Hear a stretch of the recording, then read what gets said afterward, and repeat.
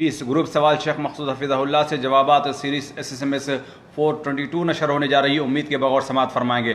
Group number 6 کے بقیہ سوالات شیخ محترم، پہلا سوال ہے، ساتھی پوچھتے ہیں کہ جیسے کہ یہ چیز معروف ہے کہ مغرب کے وقت دروازے وغیرہ بند کر لینے چاہیے، یہاں پر ساتھی کا یہ سوال ہے کہ جو مغرب کے وقت دروازے اور کھڑکیاں بند کی جاتی ہیں، یہ کتنی دیر کے لیے بند کرنا چاہیے اور کب ان کو کھولا جا سکتا ہے دوبارہ؟ بسم اللہ الرحمن الرحیم، الحمدللہ رب العالمین، وصلی اللہ علی نبینا محمد وعلی آلہ واصحابہ اجمعین۔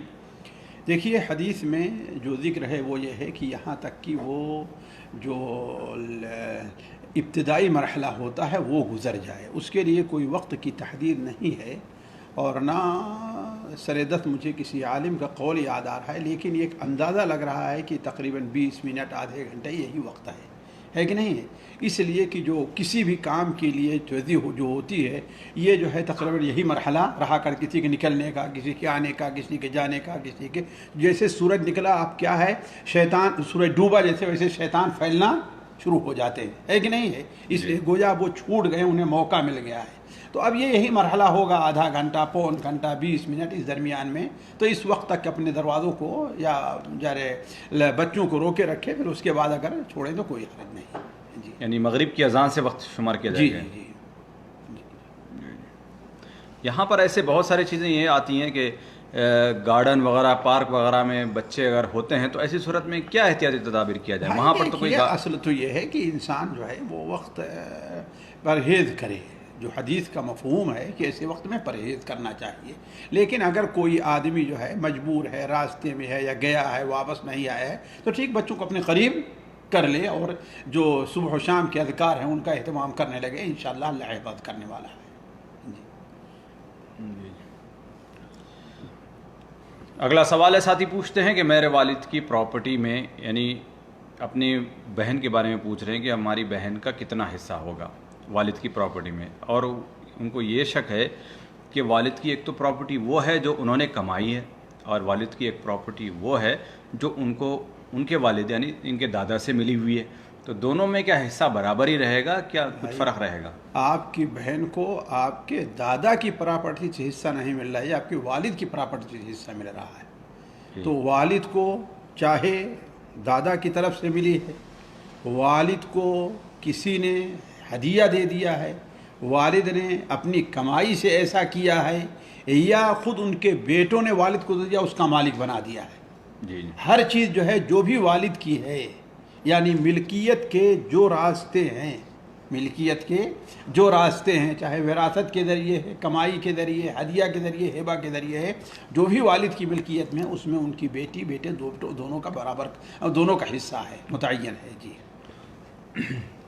اگلا سوال ہے، ساتھی پوچھتے ہیں کہ ایسے الفاظ جو منقول نہ ہو نبی کریم صلی اللہ علیہ وسلم پر درود پاک پڑھنے کے لیے، جیسے صلی اللہ علیہ وسلم، صلی اللہ علیہ سیدنا محمد وعلی آلہ وسلم، یا اس طریقے سے بہت سارے الفاظ ایسے سننے میں آتے ہیں، کیا ان کے ایسے پڑھنا جائز ہے، اور ایسے پڑھنے سے کیا وہ فضیلت ملتی ہے، جیسے 10 نیکیاں ملنا اور 10 گناہ معاف ہونا، یہ ساری فضیلتیں ملیں گی ایسے؟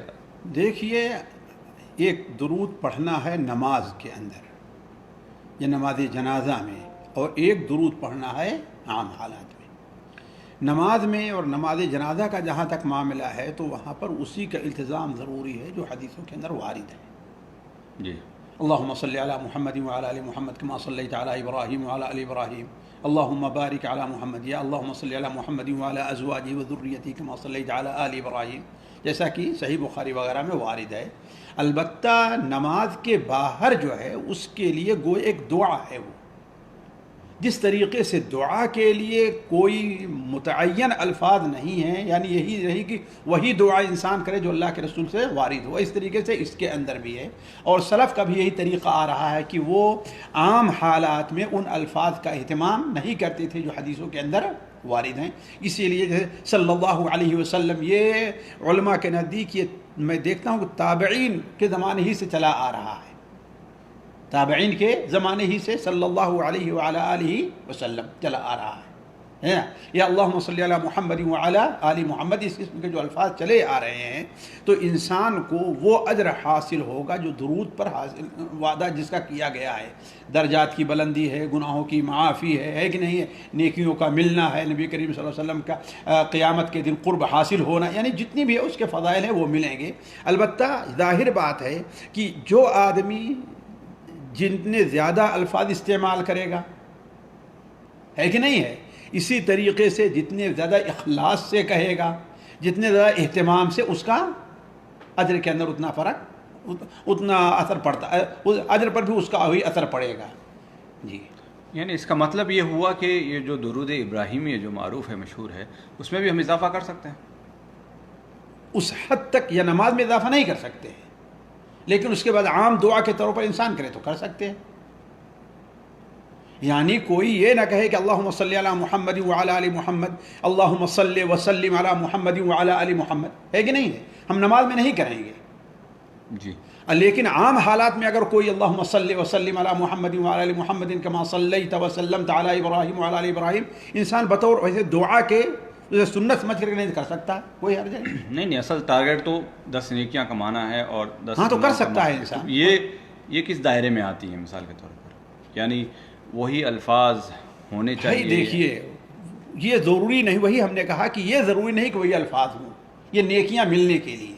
لیکن جتنے الفاظ اللہ کے رسول سے ثابت ہیں، ظاہر بات نیکیوں کے اندر صرف کمیت کے اندر ہی کیفیت کا فرق پڑتا ہے نا.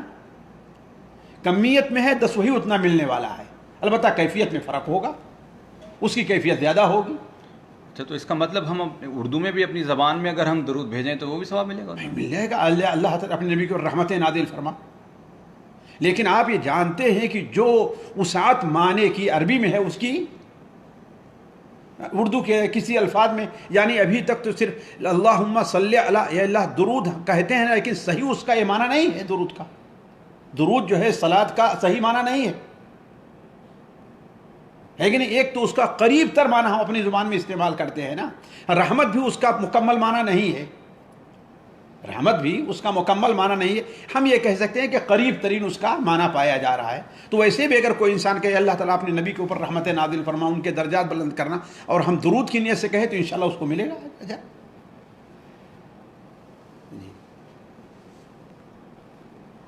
جی، اگلا سوال ہے، ساتھی پوچھتے ہیں کہ کفن کا کپڑا پہلے سے خرید کر رکھنے کا کیا حکم ہے؟ بھائی دیکھیے، یہ چیز جائز ہے، سنت نہیں ہے. یہ چیز جائز ہے، سنت نہیں ہے. جائز کیوں ہے؟ اس لیے کہ اس کی کوئی ممانعت نہیں ہے، بلکہ بعض لوگوں کے بارے میں آتا ہے صحابہ ہی سے کہ ان لوگوں نے اپنے کفن کا کپڑا تیار رکھا تھا. سنت کیوں نہیں ہے؟ اس لیے کہ اللہ کے رسول صلی اللہ علیہ وسلم نے ایسا نہیں کیا، نہ آپ نے اس کی کوئی ترغیب دی ہے. وہ حدیث جو صحیح بخاری میں حضرت سالم بن سعد کی مروی ہے کہ ایک صحابیہ رضی اللہ عنہا اللہ کے رسول کی خدمت میں ایک بہترین سی چادر لے کر کے آئیں جس کے حاشیے بنے ہوئے تھے اور اپنے ہاتھ سے اس کو بنا تھا. لا کر کے پیش کیا کہ اللہ کے رسول صلی اللہ علیہ وسلم، اسے میں اپنے ہاتھ سے تیار کیا ہے، ہم نے یہ آپ کے لیے ہدیہ ہے، یہ آپ کو دے رہی ہوں. تو آپ صلی اللہ علیہ وسلم اس وقت حاجت مند بھی تھے، اسے قبول کر لیا اور اس کو گئے اندر اور پہن کر کے آئے. ایک صحابی نے کہا کہ اے اللہ کے رسول صلی اللہ علیہ وسلم، تو بڑی اچھی ہے، لگ رہی ہے، یہ مجھے آپ عطا فرمائیے. تو آپ صلی اللہ علیہ وسلم نے کہا کہ ٹھیک ہے. تھوڑی دیر آپ بیٹھے مجلس میں، پھر اس کے بعد آپ صلی اللہ علیہ وسلم واپس جا کر کے تبدیل کیا اور اس کو چوپت کر کے برابر کر کے لے کر کے اور ان کو دے دیا. جب انہوں نے لے لیا تو صحابہ کرام نے کہا کہ تم نے اسے کیوں مانگا؟ تم دیکھتے کہ اللہ کے رسول کی حاجت مند بھی ہیں، آپ کو ضرورت بھی ہے، اور آپ جانتے ہو، تم جانتے ہو کہ اللہ کے رسول سے کوئی چیز مانگی جائے تو آپ اس کا انکار نہیں کرتے. تو صحابی نے کہا دیکھو میں اسے پہننا نہیں چاہتا ہوں، میں اسے بطور کفن کے رکھنا چاہتا ہوں. فکانت کفن ہوں، جیسا بخاری شریف کے الفاظ میں ہے کہ یہ ان کا کفن بنے. تو اس سے یہ سنت اس لیے نہیں ہوگی کہ اللہ کے رسول صلی اللہ علیہ وسلم کے آثار سے برکت حاصل کرنا یہ خاص ہے. آپ کے جسم سے جو کپڑا لگ جائے وہ باعث برکت ہے، آپ کے بال باعث برکت ہیں، آپ کا تھوک باعث برکت ہے کہ نہیں؟ لیکن یہ کسی کو اور حاصل نہیں ہے. تو اس نے اس لیے نہیں کہا کفن کا تیار کرنا یہ اچھی چیز ہے، اس لیے نہیں لے کر رکھ لیا، اس لیے لے کر کے رکھ لیا کہ اللہ کے رسول صلی اللہ علیہ وسلم جسد مبارک سے یہ ٹچ ہو گیا ہے، تو اسی لیے ہم کہتے ہیں کہ جائز ہے، سنت نہیں ہے۔ جی اگلا سوال ہے، ساتھی پوچھتے ہیں کہ کیا کوئی اپنی زندگی میں اپنی جمع پونجی میں سے خیرات کرے اس ڈر سے کہ کیا پتہ کہ ان کی اولاد آگے خیرات کرے گی یا نہ کرے گی، اس میں سے صدقہ جاریہ بنائے گی نہ بنائے گی، تو کیا پوری جائیداد یا آدھی یا کتنی، کیا کچھ لیول ہے شریعت کے اندر تقسیم بھائی دیکھیے، لیول یہ ہے کہ وہ اگر اپنی صحت کی حالت میں، یہ نہیں کہ بالکل مرض الموت میں ہے، جی اپنی صحت کی حالت میں، اور اس کے ورثہ الحمدللہ کھاتے پیتے ہیں، اسے محتاج نہیں ہے کہ نہیں، دونوں چیزیں رہیں گی، حالت صحت میں ہو جی اور کھاتے پیتے ہیں، ورثہ کیا ہے اپنا، ان کی زندگی چل رہی، کھا پی رہے ہیں اپنا، مثال کا ہر ایک کے پاس گھر بھی ہے کہ نہیں ہے، یا جو گھر ہے وہ نہیں کر رہا ہے، باقی اور چیزیں صدقہ کر رہا ہے، اور جیسے زمین چھوڑ جا رہا ہے، اس میں کھانے پینے کے سارے، یا ہر آدمی بطور روزگار ہے، اس کا کیا ہے، اپنا کاروبار ہے یا اپنی اس کی نوکری ہے، تو اگر اس حالت میں آدمی اپنا پورا مال خرچہ کر دے تو اس کے لیے جائز ہے، کوئی رکاوٹ نہیں ہے، جیسا کہ ابو بکر رضی اللہ تعالیٰ عنہ نے اپنا پورا مال خرچہ کر دیا، لیکن اگر اس وقت خرچ کر رہا ہے جبکہ بالکل موت دکھائی دے رہی ہے، اب سمجھ رہا ہے کہ اب تو ہمیں کچھ سے ملنے والا نہیں، کیا دوسرے کو ہو ہی جا رہا ہے، تو علماء کہتے ہیں اس وقت کا خرچ صدقہ کرنا یہ جائز نہیں ہوگا، ہے نا، ایک چیز۔ دوسری چیز، اگر ورثہ بیچارے کیا ہیں، ایک گھر ہے اسی میں سب رہ رہے ہیں، ہے کہ نہیں ہے، اور تم کہہ دو کہ ہاں بھائی ٹھیک ہے، میرے مرنے کے بعد یہ جو ہے یہ وقف ہے، یہ صدقہ ہے، ظاہر بات یہ چیز اللہ کے رسول صلی اللہ علیہ وسلم کی وہ حدیث ہے سعد بن ابی وقاص کا، جو صحیح بخاری وغیرہ میں آپ نے فرمایا کہ انک ان تذر ورثتک اغنیاء، اور کما قال علیہ السلام، تم اپنے ورثہ کو مالدار اور چھوڑو، یہ اس سے بہتر ہے کہ لوگوں کے سامنے وہ ہاتھ پھیلاتے پھرے نا، تو یہ دونوں چیزیں پائی جائیں گی تو انسان کو اختیار ہے کہ اپنا پورا مال جو ہے وہ صدقہ کر سکتا ہے۔ جی، تو یہاں پر بیماری بہت طریقے سے آتی ہے، مثال کے طور پر آدمی اچانک بیمار ہو جاتا ہے، نہیں اس بیماری کا معاملہ ہے جس بیماری کے بعد اب انسان کو شفایاب ہونے کی امید نہیں رہتی، یہ معنی ہے جی، یعنی انسان کو پتہ چل جاتا ہے اسے، بہت سے لوگوں کو پتہ چل جاتا ہے کہ اللہ نہ کرے آپ پر جلدی وہ وقت آئے، ورنہ آپ کو بھی اندازہ لگ جائے گا کہ ہاں ابھی ہمارا بالکل آخری وقت ہے۔ نہیں مثال کے طور پر جیسے کینسر وغیرہ ایسے بڑے مرض ارے کی بھائی بات، کینسر وغیرہ ہے، ڈاکٹروں نے جواب دے دیا ہے، وہاں سے چلے آئے ہیں کہاں پر، اب گھر پر، اس موقع کی بات ہے یہ، جی ایسے موقع پر بات ہے کہ اب یعنی اب زندگی کی امید نہیں ہے، نہیں ابھی کسی مریض کو کینسر ہو گیا ہے، اب پتہ نہیں کتنے سال رہے گا، لیکن بھائی زیادہ امید رہتی ہے اس کہ کے لیے یہ ہے کہ بسا اوقات کینسر میں بعد ایسی اس اسٹیپ میں رہتے کہ علاج بھی ممکن ہے کہ نہیں، آپریشن کے لیے کسی اور ذریعے، لیکن اسٹیج پر پہنچ جائے تو اس کے بعد ڈاکٹر کیا کہتے ہیں، اب کچھ نہیں ہے، اور جانتے ہیں جب ڈاکٹر جواب دیتے ہیں تو اس کے بعد انسان جو ہے ہفتے 10 دن مہینے زیادہ نہیں رہتا، یا بہت سے لوگوں پر آزما لیں، ہم نے آزمایا کئی ایک آدمی پر، جب ڈاکٹر جواب دے دیے کہ اب نہیں ہے تو کیا ہے، انسان بس ہفتے 10 دن 15-20 دن، یعنی اس وقت کی بات ہے، ورنہ عام طور پر کوئی بڑی بیماری ہو گئی ہے لیکن کھاتا پیتا ہے، اپنا زندگی گزار رہا ہے، لیکن خشیت الہی اس کے اوپر طاری ہو گئی کہ پتہ نہیں کریں گے نہیں کریں گے، ہمارے ورثہ اچھے نہیں ہیں، جی جی جی پتہ نہیں، دیندار نہیں ہیں، ہے کہ نہیں، سارے لالچی لوگ ہیں، مسجد کے لیے کچھ وقف کر دیا، مدرسے کے لیے وقف کر دیا، کر سکتا ہے ایسے موقع پر جائز ہے، لیکن وصیت دیکھیے نا، زندگی میں وقف کرنے وصیت نہیں ہے، وصیت صرف ایک ثلث کی جا سکتی ہے بس، جی جی نہیں زندگی میں ہاں فرق ہے جی۔ جی اگلا سوال ہے، ساتھی پوچھتے ہیں کہ ہمارے ہند و پاک میں یہ ایک چیز پائی جاتی ہے کہ جیسے کہ اگر شوہر کا انتقال ہو گیا تو بیوی کو دیکھنے نہیں دیا جاتا ہے، کہا جاتا ہے کہ وہ نامحرم ہے، تو اس کا کیا حکم ہے؟ یہ قطعاً احادیث وغیرہ کے خلاف ہے، حدیث وغیرہ کے خلاف ہے۔ حضرت ابو بکر صدیق کو کس نے غسل دیا تھا؟ ان کی بیوی حضرت اسماء بنت عمیس نے غسل دیا تھا، ہے کہ نہیں؟ حضرت فاطمہ کو کس نے غسل دیا تھا؟ حضرت علی رضی اللہ عنہ نے غسل دیا تھا، جی جی۔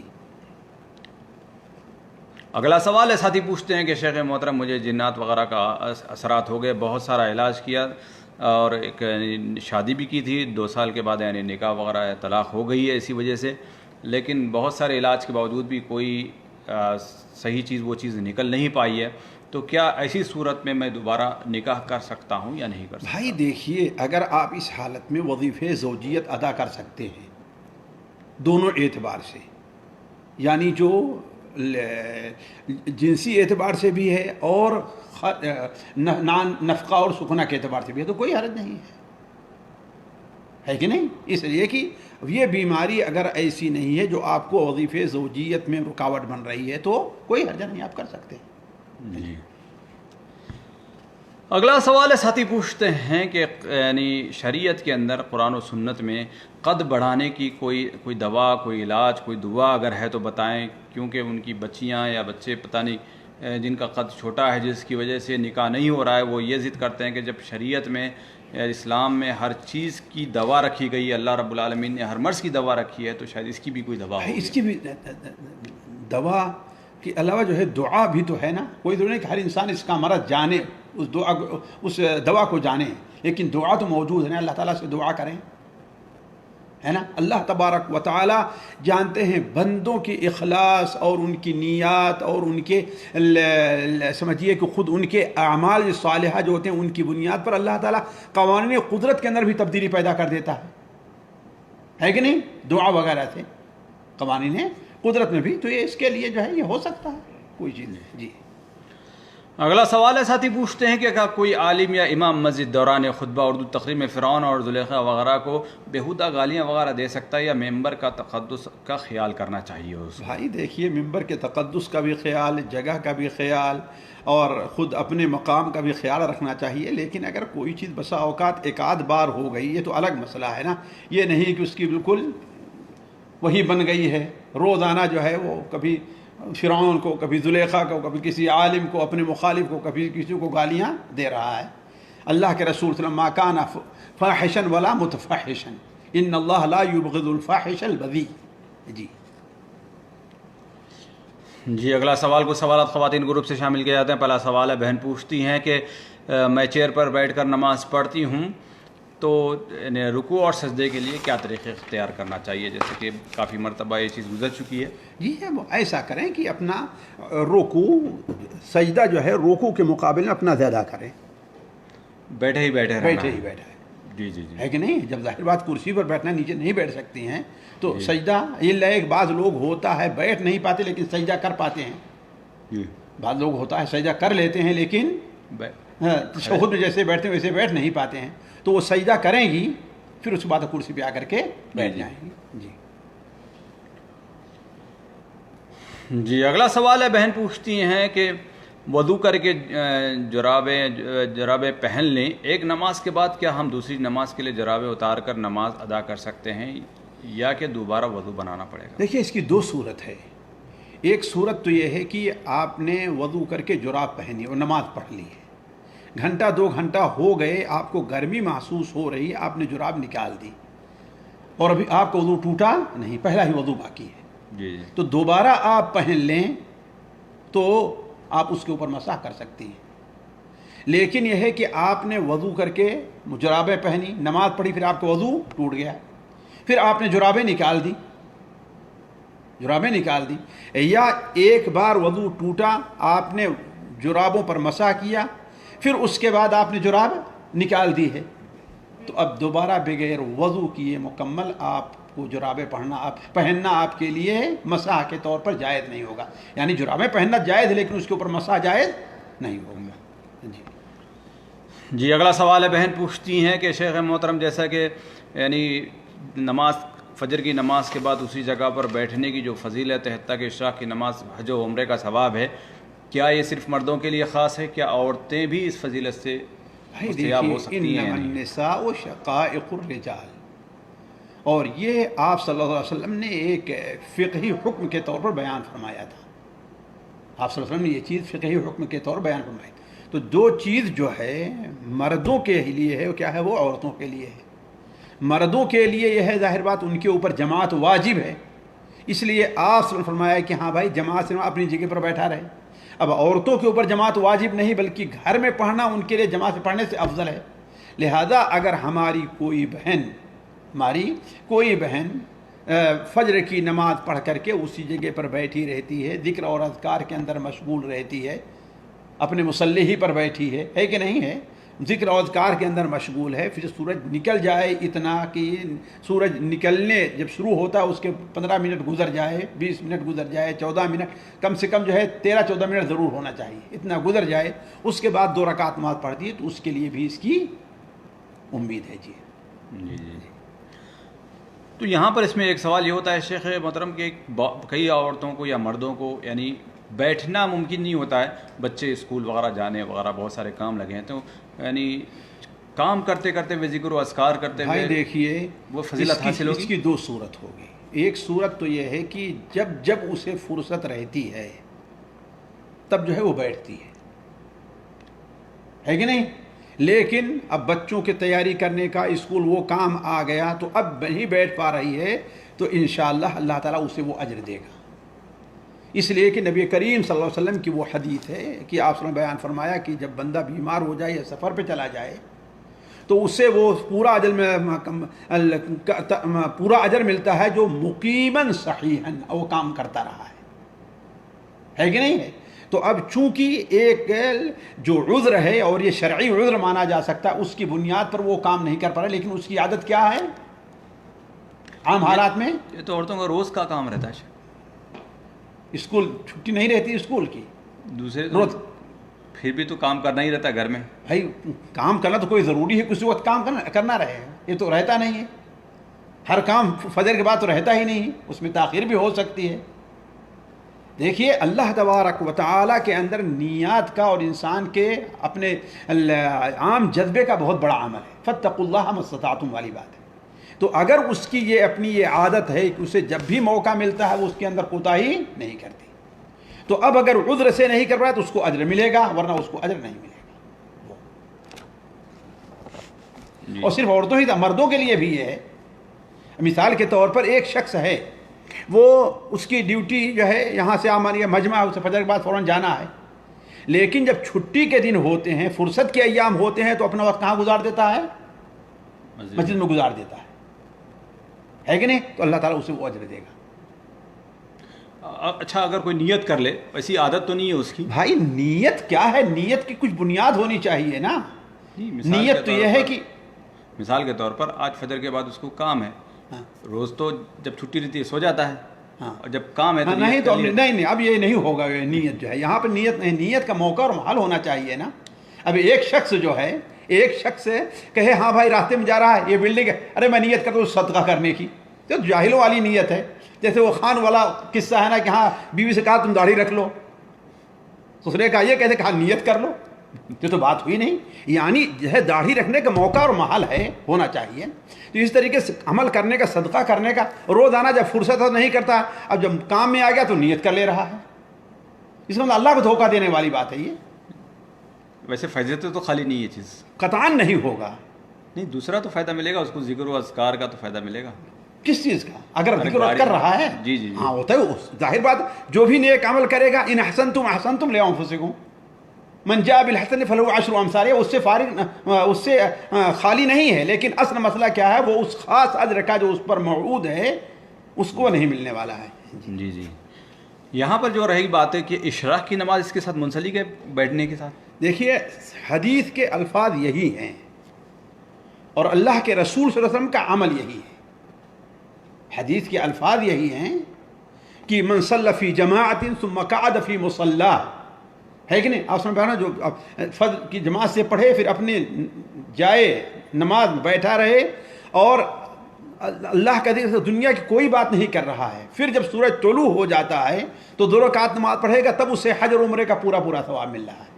خود نبی کریم صلی اللہ علیہ وسلم, جیسے صحیح مسلم ہے کہ آپ صلی اللہ علیہ وسلم اپنے مصلی کے اوپر فجر کے بعد بیٹھ جاتے تھے 4 زانو ہو کر کے, ہے نا, یہاں تک کہ سورج اس طریقے سے نکل جائے وہاں پر پڑھنے کا ذکر نہیں.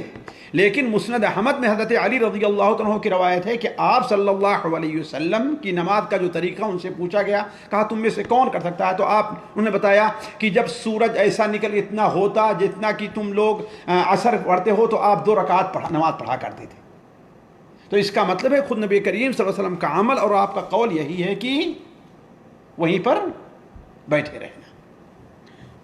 اگر نہ بیٹھے کوئی تو 2 رکعت پڑھ سکتا ہے, اشراق کی نہیں پڑھ سکتا؟ نہیں, وہ چاشت کی عام نماز ہوگی, عام نفل ہوگی. وہ اشراق کی نماز, اشراق کے لیے جو ہے یہی شرط ہے کہ وہاں پر بیٹھا رہے. یہی فرق ہے چاشت میں اور اشراق میں. چاشت کے لیے وہاں پر بیٹھنا ضروری نہیں ہے, اور چاشت کا وقت کیا ہے وہ ظہر کے بالکل قریب تک ہے, لیکن ہاں اشراق کے لیے یہ شرط ہے. جی. اگلا سوال ہے, ساتھی بہن پوچھتی ہیں کہ ذکر و اذکار کرتے وقت کیا سر پہ دوپٹہ ہونا ضروری ہے؟ اگر زبانی طور پر قرآن پڑھ رہے ہیں تب بھی کیا ضروری ہے یا ضروری نہیں؟ نہیں, اس کے لیے کوئی شرط وارد نہیں ہے. فاذکروا اللہ قیاما وقعودا وعلی جنوبکم, ہے کہ نہیں ہے؟ الذین یذکرون اللہ قیاما وقعودا وعلی جنوبہم ویتفکرون, ہے کہ ایسی نہیں؟ کوئی حدیث یا ایسی کوئی دلیل بھی نہیں کہ فرشتے دور ہوتے ہیں, ایسے اس میں لکھا نہیں. گیا؟ اصل میں دیکھیے بعض لوگوں کو شبہ ہوتا ہے, ایک ضعیف حدیث اس سلسلے میں وارد ہے کہ نبی کریم صلی اللہ علیہ وسلم جب غار حرا میں تھے تو آپ صلی اللہ علیہ وسلم کو جب پہلی بار حضرت جبرائیل آئے تو آپ نے کہا کہ جو ہے مجھے حضرت خدیجہ سے کہا مجھے خطرہ ہے, یہ ہے. تو حضرت خدیجہ نے کہا کہ ایسی بات نہیں ہے. تو حضرت خدیجہ نے اس وقت کہا تھا کہ میں اپنے پاس بیٹھتی ہوں, ہے کہ نہیں ہے, اور اپنی چادر کو کچھ ایسے الفاظ ہیں اتار کر کے بیٹھتی ہوں, اگر وہ فرشتہ ہے تو نہیں آئے گا, اور اگر جن اور شیطان ہے تو وہ آئے گا. تو ایسا کیا تو حضرت جبرائیل نہیں آئے, لیکن وہ حدیث سخت ضعیف ہے. جی. جی. اگلا سوال ہے, بہن پوچھتی ہیں مغرب کی نماز کے بعد ہم پہلے 2 نفل ادا کرتے ہیں اور 3 فرض پھر 2 سنت. ایک عورت مغرب کی نماز کے بعد پہلے, مغرب کی نماز سے پہلے ہم پہلے یعنی 2 نفل ادا کرتے ہیں اور 3 فرض, پھر بعد میں 2 سنت. ایک عورتوں کے مسائل کے بارے میں درس سنے جن میں آپ نے احادیث مبارکہ سے حوالہ دیا کہ مغرب کے 2 سنت پہلے ادا کرنے کے بارے میں آپ صلی اللہ علیہ وسلم نے ارشاد فرمایا. مختصر یہ کہ مغرب کی نماز میں کتنی دیر پہلے سنت پڑھے جائیں گے, یا مغرب کی نماز کے وقت پر ہی پہلے سنت پڑھے جائیں گے؟ یہ سوال ہے. اصل میں آپ صلی اللہ علیہ وسلم قبل المغرب کہا, گویا کہ اذان مغرب کے بعد اور فرض نماز سے پہلے کا یہ وقت ہے. جی جی. بین کل اذانین صلاح, اس کے ساتھ صلو قبل المغرب رکعتین, صلو قبل المغرب رکعتین, اس لیے کہ سورج ابھی ڈوبا نہیں تو قبل المغرب نہیں ہوگا, وہ قبل غروب شمس ہوگا, ہے کہ نہیں, قبل صلاۃ المغرب نہیں ہوگا. جی. اگلا سوال ہے, بہن پوچھتی ہیں کہ کون کون سی صورتیں ہمیں یاد کرنی چاہیے جو ڈیلی ہم استعمال کریں, جو نماز وغیرہ میں کون سی افضل صورتیں ہیں؟ بھائی دیکھیے, نماز میں تو اس کے لیے افضل صورت چند خاص نمازوں کے ساتھ ہیں, ورنہ عام جو ہے آپ صلی اللہ علیہ وسلم سے جو ہے قصار وہ مفصل جو ہے نا, مفصل ہیں. طوال مفصل جو ہے آپ فجر میں پڑھا کرتے تھے, وساط مفصل ظہر اور عشاء اور عصر وغیرہ میں, اور قصار مفصل جو ہے وہ مغرب میں پڑھا کرتے تھے. اور ویسے البتہ جو ہے آپ صلی اللہ علیہ وسلم جمعہ کے دن آپ نے سورہ کہف کے بارے میں بیان فرمایا. سونے سے پہلے آپ صلی اللہ علیہ وسلم الف لام میم میں سجدہ اور سورہ الملک کی تلاوت کیا کرتے تھے, الملک کی تلاوت فرمایا کرتے تھے. سونے سے پہلے آپ صلی اللہ علیہ وسلم معوذات ہے نا, اور قل یا ایھا الکافرون, آیت الکرسی اور سورہ آخر آیت, ان کا اہتمام کیا کرتے تھے. جی. اگلا سوال ہے, بہن پوچھتی ہیں کہ شیخ محترم میرے یعنی بیٹے کا 2 سال کا لڑکا ہے, اور میں جب نماز پڑھتی ہوں تو وہ بادو اپنے کھلونے لے کر آ کر بیٹھ جاتا ہے, جیسے اس میں جاندار کھلونے کی شکل کے کھلونے ہوتے ہیں, زبرا وغیرہ جیسے مچھلی وغیرہ. تو کیا اس میں نماز میں کوئی فرق پڑے گا اس کھلونے؟ دیکھیے, اگر آپ کی توجہ اس طرف نہیں جاتی ہے, اپنی توجہ نماز میں ہے, تو آپ کی نماز میں کوئی فرق نہیں ہے. البتہ جہاں تک اس بات کا تعلق ہے, اگر ایسے جانور جن کی آنکھیں بنی ہوئی ہیں اور صرف فرق کیا ہے کہ اس کے اندر حرکت نہیں ہے، روح نہیں ہے، تو ایسے جانوروں کا کھلونا بچوں کو نہیں دینا چاہیے، پرہیز کرنا چاہیے، اس لیے کہ یہ چیز تصویر کے حکم میں اور وہ جائز نہیں ہے۔ لیکن جہاں تک آپ کی نماز کا تعلق ہے اس سے کوئی فرق نہیں پڑتا ہے انشاءاللہ۔ یعنی میرے خیال سے شک یہ ہو رہا ہوگا وہاں پر فرشتے وغیرہ نہیں آتے ہیں؟ نہیں، ظاہر بات ہے، وہ تو صرف نماز کے ساتھ خاص نہیں، عام حالات میں ہر دم بھی ہے وہ چیز۔ تو جس گھر میں ایسے کھلونے ہوں گے وہاں پر فرشتے نہیں آئیں گے؟ ہاں ظاہر بات ہے، آپ صلی اللہ علیہ وسلم نے منع فرمایا ہے کہ جہاں تصویر رہتی ہے اس میں نہیں آتے کتے اور صورت جو ہے۔ جی۔ تو آج کل جو کارٹون وغیرہ چلتے ہیں شیخ محترم، اس پہ دیکھیے وہ تو وقتی طور پر رہا کرتے ہیں نا ٹیلی ویژن وغیرہ میں، تو جب تک چلتے ہیں جب تک فرشتے نہیں آئیں گے؟ اس کو جو ہے پرہیز یہی ہونا چاہیے کہ وہ ایسے جن کے بالکل ہاتھ کان وغیرہ بنے ہوئے ہیں ان سے پرہیز کیا جائے۔ اور بسا اوقات دیکھیے انسان کی کچھ مجبوری ہوتی، دیکھیے اللہ تبارک و تعالیٰ حالات کو، اب مثال کے طور پر ایک شخص ہے، اب اس کے اسکول کی کتابوں ہی میں یہ چیز پائی جا رہی ہے، اس سے اس کو چھٹکارا نہیں ہے، تو ظاہر بات اللہ تعالیٰ اس کے اوپر گرفت نہیں کرتا، اس کی وجہ سے فرشتوں کو نہیں روکے گا۔ تو اگر کوئی ایسی چیز ہے جو بچوں کے لیے دوسری چیزوں میں کیا ہے مشغول ہونے سے بہتر کیا ہے وہ اس میں مشغول رہیں، ہے کہ نہیں ہے، تو انشاءاللہ اس پر کوئی حرج نہیں ہے۔ جی اگلا سوال ہے، بہن پوچھتی ہیں کہ شیخ محترم وٹے سٹے کی شادی کا کیا حکم ہے؟ بھائی دیکھیے اللہ کے رسول صلی اللہ علیہ وسلم نے نکاح شغار سے منع فرمایا ہے۔ نکاح شغار کی دو صورتیں ہوتی ہیں، بعض علماء نے دونوں کو اور بعض علماء نے ایک کو منع فرمایا ہے۔ ایک صورت یہ ہے کہ ایک شخص جو ہے زید ہے، وہ اپنی بیٹے کی شادی بکر کی بیٹی سے اس شرط پر کر رہا ہے کہ بکر اپنی بیٹے کی شادی اس کی بیٹی سے کرے اور درمیان میں کوئی مہر نہ ہو، ہے کہ نہیں، تو یہ تو متفقہ طور پر ناجائز اور حرام ہے، یہ متفقہ طور پر ناجائز اور حرام ہے۔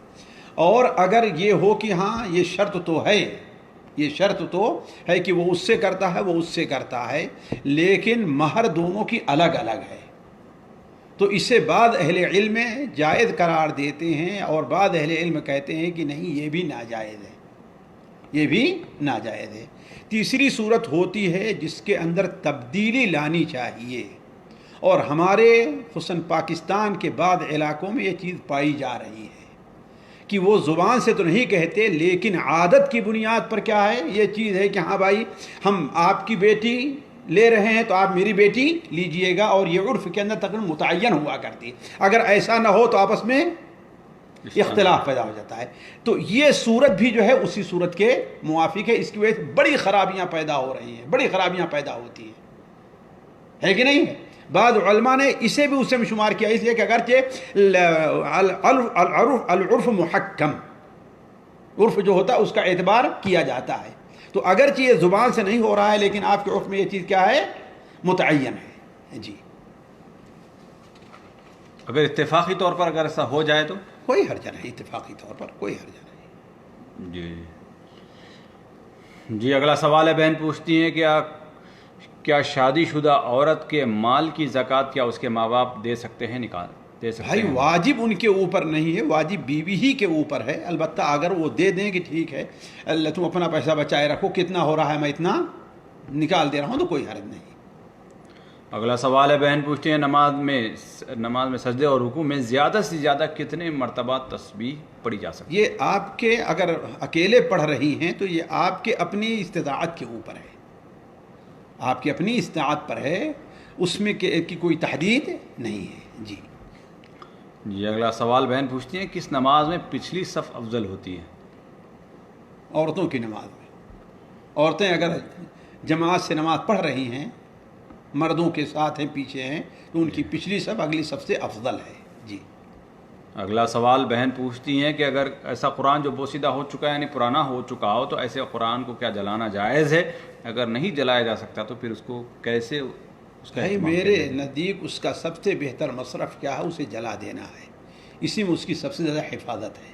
بعض لوگ کہتے ہیں دفن کر دو، بعض جگہ دفن کیے گئے اور بعد میں وہ چیزیں ملی ہیں، بعض لوگ نے سمندر میں ڈال دو، سمندر میں ڈالے اور جو ہے ادھر ادھر بہتے ہوئے کہیں ادھر چلا گیا ہے، لیکن اگر جلا دیا جائے تو کیا ہے اس کو ختم ہو جاتا ہے، جیسا کہ صحیح بخاری میں حضرت عثمان غنی رضی اللہ عنہ کے بارے میں ہے کہ آپ نے جب لوگوں کو ایک مصحف کے اوپر جمع کیا تو باقی دوسرے جو صحابہ کے مصحف تھے انہیں لے کر کے جلا دیا تھا۔ جی جی اگلا سوال ہے، ساتھی بہن پوچھتی ہیں کہ آج کل لوگ میٹنگ وغیرہ کرتے ہیں تو بیک گراؤنڈ کا استعمال جس میں دکھایا جاتا ہے کہ کوئی شخص بڑے دفتر وغیرہ میں بیٹھا ہوا ہے جبکہ اس کے پاس اس قسم کی کوئی سہولت موجود نہیں ہوتی، تو اس کے بارے میں کیا ہوگا؟ اللہ کے بندے، ایک بطور زینت کے ہے کہ نہیں ہے، بطور خوبصورت لگنے کے ہے، یہ نہیں وہ ظاہر کر رہا ہے کہ ہاں بھائی میرے پاس اتنی چیز ہے کہ نہیں ہے؟ جی نہیں، کسی کوئی کو اشکال بھی ہو جاتا ہے کسی کو، تو کوئی حالت نہیں ہے اس میں۔ بھائی اشکال کیا ہو جاتا ہے؟ اگر سمجھدار آدمی ہے اسے اشکال ہوگا، اللہ کوئی پاگل ہو کہ ہاں بھائی ہماری طرح نہ جانتا ہو کیا ہوتا ہے، کہے کہ ہاں بھائی یہ جو ہے، لیکن عام حالات میں لوگ جانتے ہیں کہ یہ پیچھے ایسی چیزیں بنائی جاتی ہیں، اور آج کل تو ایسی چیزیں ہیں، ابھی یہ ہے کل اس کو بدل کر کے دوسرا کچھ رکھا جا سکتا ہے۔ جی جی انشاءاللہ اس میں کوئی حرج نہیں ہے۔ جی اگلا سوال ہے، بہن پوچھتی ہیں کہ شیخ محترم ہمارے تعلقہ کا سوال ہے کہ رشتہ دار بہت زیادہ اذیتیں دیتے ہیں، جیسا کہ ہماری شریعت خط تعلق سے منع کرتی ہے، ہم اس کے پابند ہیں، اللہ ہم کو جزائے خیر دے، کوئی وظیفہ بتا دیجیے تاکہ ان کے دل ہمارے لیے نرم ہو جائے۔ اللہ تعالیٰ سے ہی دعا کریں کہ دلوں کو موڑنے والے ان لوگوں کے دلوں کو نرم کر دے۔ اللہم صرف القلوب، ہے نا، صرف قلوبہم علی طاعتک علی الحق الی الحق، اس قسم کے الفاظ استعمال کریں اور اپنی زبان میں کہیں اللہ تعالیٰ ان کے دلوں کو، تو دلوں کو پھیرنے والا ہے، دلوں کو نرم کرنے والا ہے، تیرے ہی ہاتھ میں انگلیوں کے درمیان لوگوں کے دل ہیں، اللہ تعالیٰ ان کے دلوں کو نرم کر دے۔ جزاکم اللہ خیر و احسن جزا۔ یہ تھی SSMS سیریز 422